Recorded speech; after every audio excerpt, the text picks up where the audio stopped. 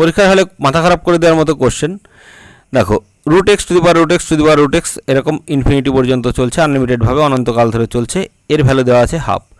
এটাকে সলভ করতে গেলে আমরা প্রথম যে পার্ট এইটা টু দি পাওয়ার কী লিখতে পারি, এইটা টু দি পাওয়ার এইখানে যে সিরিজটা আছে এইটার ভ্যালুই হচ্ছে হাফ, তাহলে লিখতে পারি root x to the power half equals to half.